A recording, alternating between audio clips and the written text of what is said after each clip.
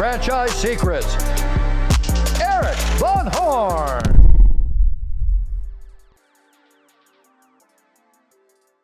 If you're not a part of the Franchise Secrets Facebook group, what are you waiting for?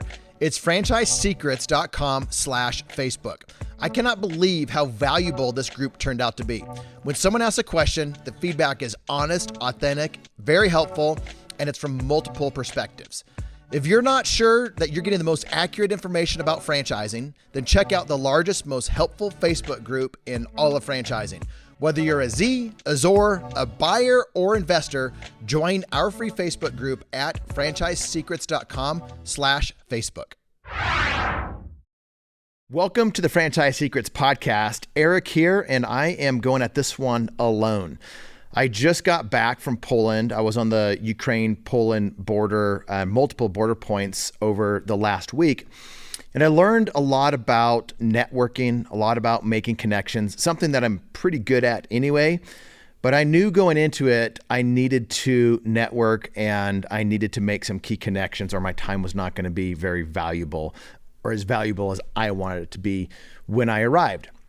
So I was thinking about this, and I learned a lot of things when I was there, kind of in the nonprofit world, in the for-profit world, in a crisis situation, and then just things that I learned along the way by having some interesting conversations with people like former CIA guys who are there for specific purposes. And I learned a lot from them, talking to the news crews, learned so many things, and then just the average person that I got connected with, which really ended up turning to give me some of the most amazing connections while I was there. So these are my thoughts on networking when you're going into a situation where you have nobody, know nobody. So first of all, money was not going to buy me connections. I couldn't get part of a mastermind group. There's no mastermind groups for what I was going into. So I couldn't buy connections. I couldn't get connected with a group that would introduce me to a bunch of people and pay for that. I also learned one of the least likely connections or relationships can turn over some of the most helpful connections, some of the best leads, and whatnot. So, and I've learned this multiple times there. As I was talking to different people, they would always talk about the value of relationships and making the right connections. And I was looking for this, but I was not telling people I was necessarily looking for this all the time. And those words would come out of people's mouths. They're like, Eric, you need to meet so-and-so. This will be a good relationship. This will be a good connection for you and whatnot. So let me back up. So I was talking to my wife when a lot of this was starting to come out about Russia invading Ukraine. And we were talking, I'm like, you know what? I think I can actually be helpful there. I've done some of this stuff in my past. This was before my career in franchising got started. And I really want to do it. And I don't know all the reasons why. I don't know all the outcomes. I don't know what everything is going to look like. I don't know how I'm going to be able to help with everything, but I know I can be valuable. So I talked to one of my friends who had planned to send some people there to scout things out. And I'm like, well, I'll go. And within a week, I had purchased my plane tickets and I was out on a plane, which is a whole nother wild story, how I made it to Poland. But I'll spare you all the details on that. Just know that Delta definitely did do a surprise and delight. I was not going to make my connection. There was a lady there holding my name on a piece of paper, and all of a sudden I was escorted through like secret pathways on this cart. And I said, "Why are you doing this?" She said, "We're here to surprise and delight our customers." So I'm like, "Wow, you did that." I got off. They were holding the plane for me. I talked to the border agent or Custom and Border Patrol for about 5 minutes. They were grilling me, and I now see why they were grilling me. And then I was on the flight, slept, woke up in Poland, and now the real work was starting. But before that, I'd put out some posts on social media, and this is the power of social media. This is the power of having a following, power of having connections, power of having a personal brand. So if you're listening and you don't have a personal brand, and guys, my personal brand is very small compared to a lot of the brands that are friends and influencer of mine that are in big spaces. But I've got this following on social media, and I'm going to use my following on social media. So I put a post out there, it said, who has any connections out there? I'm going to be doing X, Y, and Z, and I'm probably going to be doing a lot of things that I don't know about. One of the first people that reached out to me on social was a friend from my first franchise that I was a part of. She grew up in Poland. And she said, well, I don't know if she grew up in Poland, but she has the Polish connection. She's got a lot of family in Poland, and she's stateside now and runs great franchise organizations.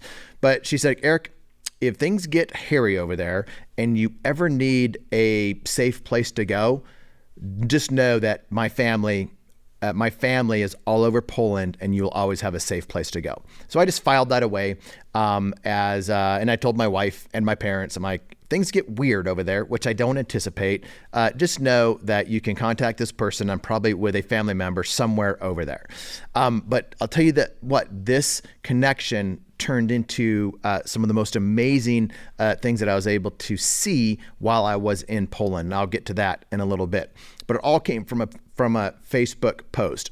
And so I got a lot of different relationships from church, from different nonprofits that I've worked with in the past, to franchisees, to franchisors, to former colleagues working in different franchises, to people that know me in the Franchise Secrets Facebook group. And that is our relationship, is the Franchise Secrets Facebook group. And I got some really good connections just from that. So social media was a game changer. I've never done anything like this since I've had a following on social media, and that really turned into be a game changer.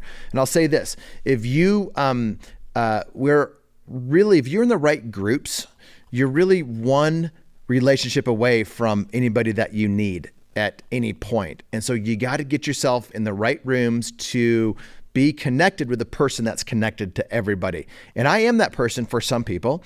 And there are people that are that connection point for me where I'm not super connected, but they are. And since I'm connected to them, they can make introductions to me. Let me give you an example of that.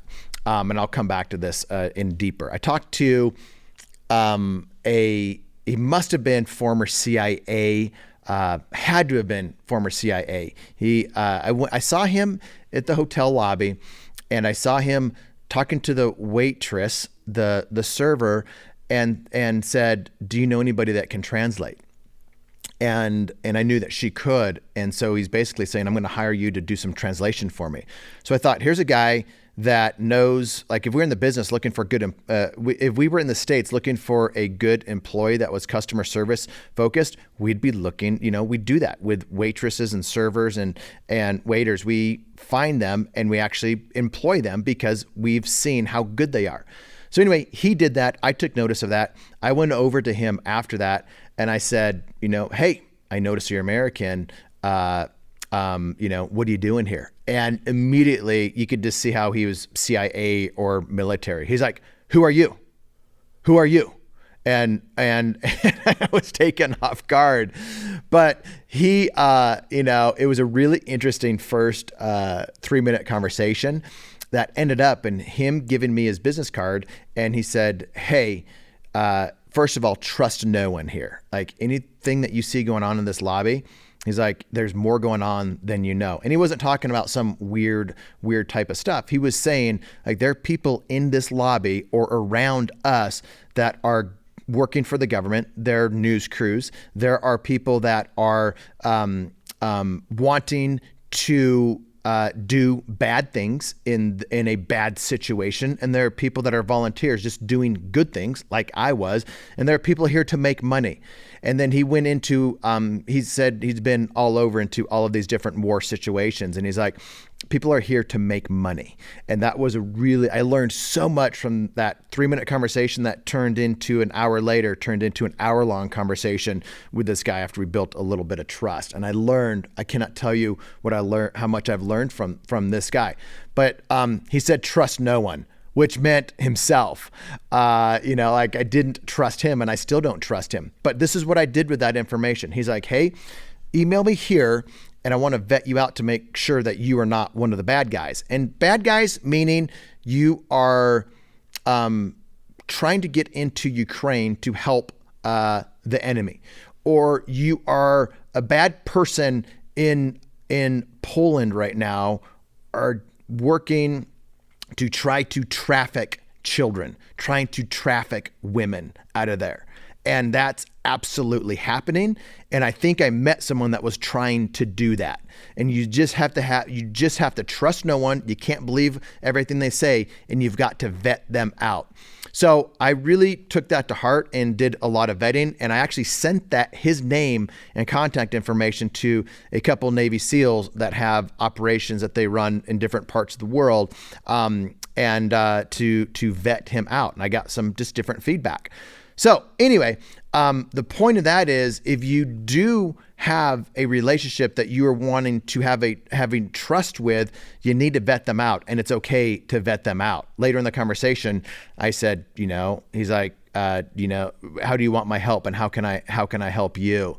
And I said, I vetted you out just like you're vetting me out. And he's like, good, trust no one, which again makes me think I probably shouldn't be trusting this guy, and I didn't. But anyway, going back to making connections, he said, and this is what I want you guys to understand, like you get connections for information that actually helps you make really good decisions and helps you help other people make good decisions and get stuff done. So the point of some of the things that I'm telling you is not just a story, but it's to get you thinking differently. And I think so many of us are just programmed to think the same way all the time. And some of the smartest people that I know in business do things differently, think differently. And this is what I'm wanting to help some of you understand. So, like for instance, this guy, he's a for-profit company wanting to work with NATO and get contracts and government contracts, also wanted to do some good along the way. He's like, we have some of our employees are paid to go volunteer in Poland and in Ukraine. They are there acting as volunteers, and they are volunteering, but they're also collecting intelligence. I didn't know that. I thought all the volunteers were actually just volunteers, but there are volunteers out there that are collecting information. So the other point in that is, if you need to know information on different things, just go straight to the source.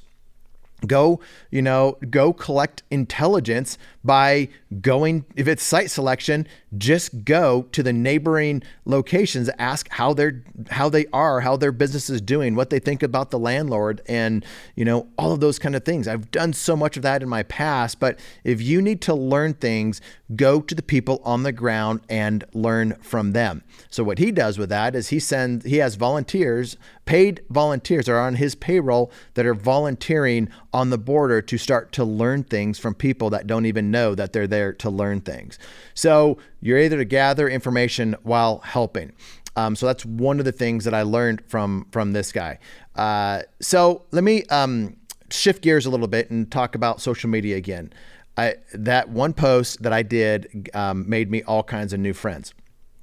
One of them that I was telling you about earlier that said, hey, here's a safe place if things go south really bad, was also someone that said, hey, one of my friends has adopted a boy from Ukraine a while ago. She heard from the person that helped her doing that they evacuated the orphanage from one of the hot spots. And hot spot just means that's where shelling's happening. A lot of these orphans and the orphanages are in bomb shelters waiting to get bussed out. And usually when they get bussed out, it's through some type of military, like the Ukraine military, along with some former military from like SEALs or Green Berets or somebody like that are not there with guns. They're not there to do that. They are there like on a humanitarian mission, and they are not there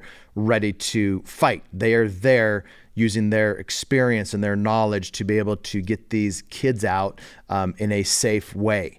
And that's a whole nother thing on what they do.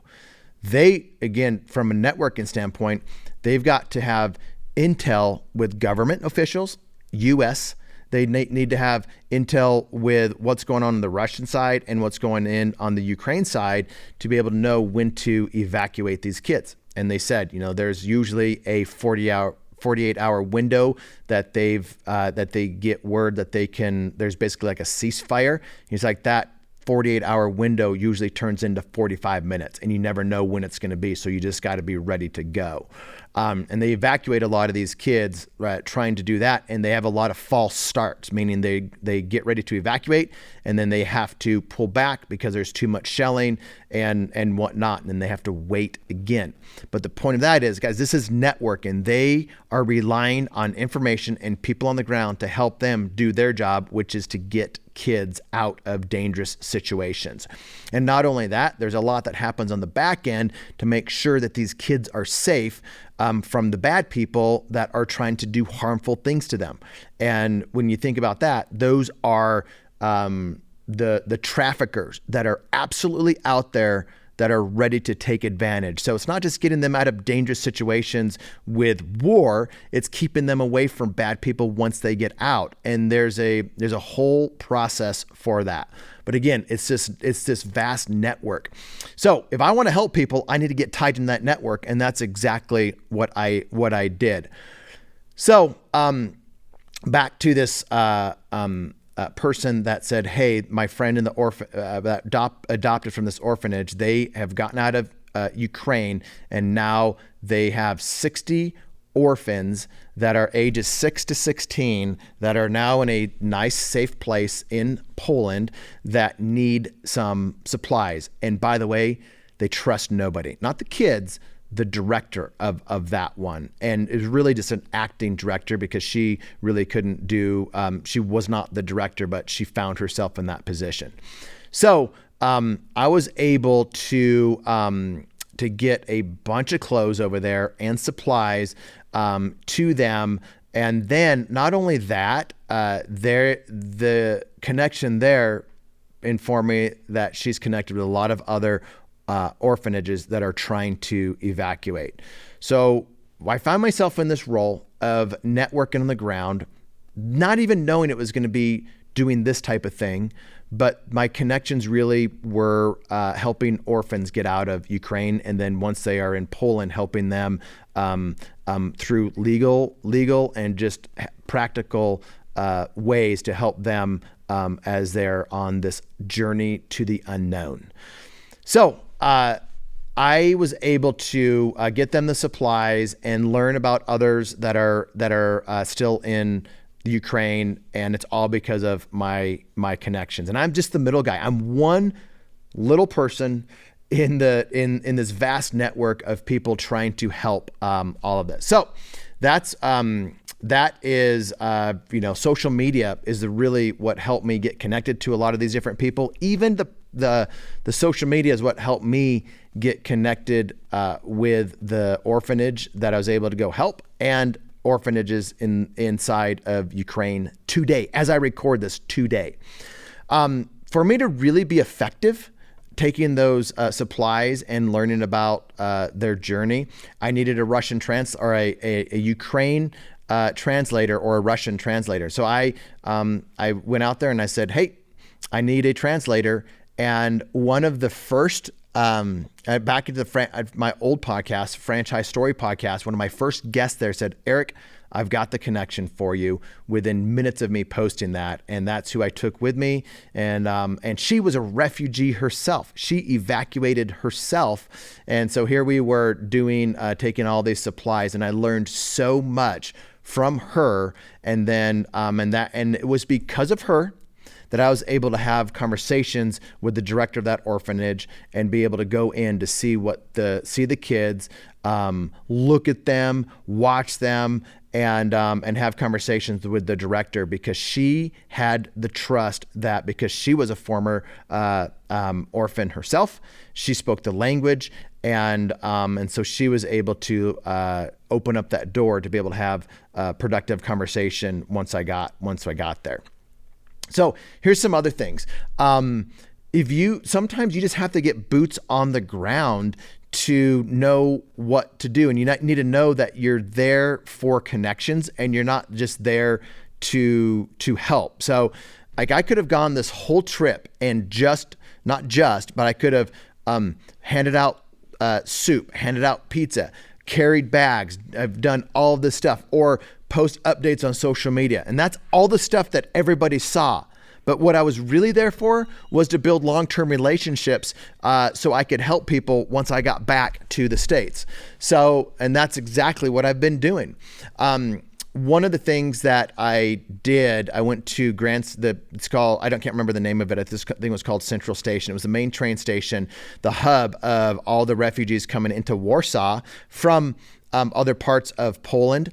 And that's where they were kind of getting dispersed out. So most of them would go to the train station and quickly go on a bus to another station, or to where they had family members waiting for them or friends waiting for them. Or they would go to somebody's house within that Warsaw area. Those that didn't have that opportunity would go to a stadium. And it was a stadium that's been converted into longer term holding, like more like a refugee camp. So I heard that was there, and I just wanted to go see it. And this will come full circle, and I'll tell you why here in a bit. But I just did that. I was in the train station, Grand Central Station, and I was talking to somebody, and she said she just sent her daughters off who had won like Eurovision. They'd won the Eurovision dancing, and we were just talking about that and what they were doing, and why they were going to go help out with this workshop. And anyway, I said, I've heard that there are refugees at the stadium. And she's like, yeah, it's about 15 minutes from here. I'm going that way if you want to ride with me. So anyway, I got into her Range Rover with her big boxer dog that was in the back, just licking me like crazy. But we had this amazing conversation. She just kind of gave me the whole lay of the land of everything that is going on with the Ukraine president, why people didn't really like him. You know, it's very political. Some people liked him, some people didn't. And now they all love him. And so she just started and they feel bad because they didn't love him from the beginning, because they didn't know how strong and what a great leader he was. But now they do. So she was just telling me a lot of different things, drops me off at the stadium, and I didn't have any connections there, but I knew I just needed to get in. So you just got to act like a volunteer or act like a refugee. You just got to fit in. So I just acted like that's what I did, kind of both. And I walked in right behind some people that were delivering some things. So I looked like I was helping them. I walked in, and then I started walking all over the place, and I ended up going downstairs, and I saw this huge facility of volunteers sorting clothes. Like so many people in Poland, which was amazing. People in Poland were giving out so many clothes, but it takes time to get them all sorted. So they were sorting all these clothes, and I'm just like, man, this is great. And then I was there for 30 minutes, and I left, and I went back to my hotel. The next day is when I got the call to go deliver. We wanted to deliver 60 PJs to all of these different kids in the orphanage, and some other things as well, backpacks and whatnot. So I got my translator, I got my car. We pick her up at 9:00. We are headed to go shopping on a Sunday in Poland to go buy a bunch of clothes. And quickly realized Sundays in Poland means everything is shut down.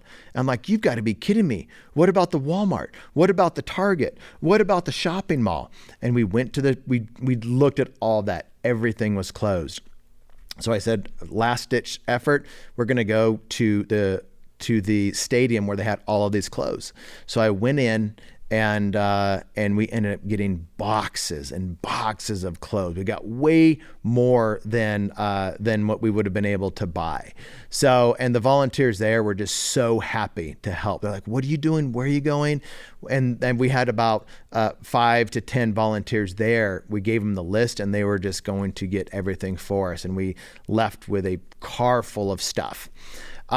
So again, you just don't know who's going to be that connection or the things that you've seen or known in the past, like when that's going to come in handy for you. So the part of that story is you you can plan for things. You want to understand the purpose and why you're doing different things and why you're making different connections. But at the right time, when you need something in your past or something that you've done or a connection that you have comes through. And it was the knowledge of that station is what helped me get all those clothes to those orphans at the makeshift orphanage where they were. And then just telling your story. Like if you tell your story, people want to help. By nature, people want to help. In business, in doing things like I did over there, people are helpful by nature. So let's go back to some of the final things that I learned from talking to this, I think, CIA guy. He got me scared. I'll tell you what, the first conversation is like, who are you? And I'm like, dude, I'm just an entrepreneur from South Dakota that knows a lot about franchises, and I'm here to help. And I didn't say anything about orphanages because if someone's coming off that hard, I don't want to, I don't know if he's a bad guy. So anyway, he grilled me, and then I gave it back to him too. And I think he kind of appreciated that. But he was still like, what's this guy doing here? So then we ended up having a long conversation about an hour later after he was on his, sat phone doing different things. And I started to understand why he was there. And one of the first things, he said this in that first conversation. This is what I thought was really interesting. It's like, who are you? How can I help you? And how can you help me? So I thought this is just this is something I think I'm just going to take away from me. Like, who are you? You meet somebody, basically want to know who they are. How can I help you? And how can you help me? I mean, that's networking. And that's, some military guy can say it in a high pressure situation where, there's not a lot of time to build rapport. That's at the core of networking. Who are you? How can I help you? How can you help me? So if you ever want to make someone really uncomfortable, go up to them and like, who are you? How can I help you? And how can you help me? And I started to think like I needed to have that very clear. If I had that more crystal clear, I probably would have had more connections out of this. And I wouldn't have come across and said it that way, but I would have been able to probably have more connections out of that. But anyway, that was something that I learned. And just talking to him, I'm like, he is all about relationships. He's like, when you go into these countries, into these war zones, because he's spending most of his time, in the past and both inside and outside of dangerous areas, because you're on the outside, which is where a lot of business happens, and then on the inside where a lot of activity happens. So, but he said, I said, how do you build trust quickly? He's like, you can't build trust quickly. Trust takes time to build. He's like, but it's got to start somewhere. So, but then again, he said, trust no one. So here I am, I'm still not sure if I can trust this guy or not. One of the things he said, which makes me think I can't trust him, he was kind of bragging about his background. And if he's listening, he might laugh at this, but I'm like, tell me about you. Like, why are you here? And that's when, eventually he gave me his business card and he's like, if you want my help, go here, give me your email address and we'll check you out. He's like, but if you're one of the bad guys, like if you're here and you're not up to any good and you're up to really bad stuff, he's like, you're not going to leave the country. I'm like, I told that to my wife and she's like, get on the plane and get home now. You've got to leave the country. And then I just started asking him, he's like, we're logistics, we're eyes on the ground, we are connected everywhere. And if you find yourself in a situation where you need help, whether it's in Poland, whether you find yourself in a dangerous area where there's shelling going on and you need to get out, he's like, we can get you out. Like, we will get you out. He's like, it's the guys dressed in black that will all of a sudden be there to help or hurt people. And we'll be there to help you if you're one of the good guys and you need it. But here's the thing. It's paid. Like, you pay for that service. And I know other people that, that do that type of thing. Like, I don't know if he actually does that type of thing or if he's just blowing smoke, but I do know people that do that type of thing. And it's absolutely true, but you absolutely pay for it. And they're really good at networking as well. So the point of all that is some of this stuff comes at a cost. You actually pay for it. Some of it comes at giving information or being helpful to other people. And some of it you just are going to be that person that is giving help, giving information, and people reciprocate it. I went into this whole thing with somewhat clarity, also knowing that things are so fluid when you get on the ground. And here's an example of that. I got there and I was one of the only Americans at the Westin hotel in Warsaw. Like, there's very few people speaking English around me. There was, I think, one group that first day. Then I ended up leaving there and I went to all the different border spots, headed south, and then headed back north, back to Warsaw, back at the Westin for 2 days. And there were about half of them were Americans, or they spoke English around. And I started to understand why they're there. And I'll get into that in another podcast, or maybe just a random Zoom meeting at some point. But there's a reason why people are there. Some of them are there to make money. Some of them are there to help people, and those are really the two main reasons that people were there. Sometimes those things cross, and you needed to know both sides of it. And sometimes, you're just doing separate things, but they're both taking care of people, helping people, and making a difference.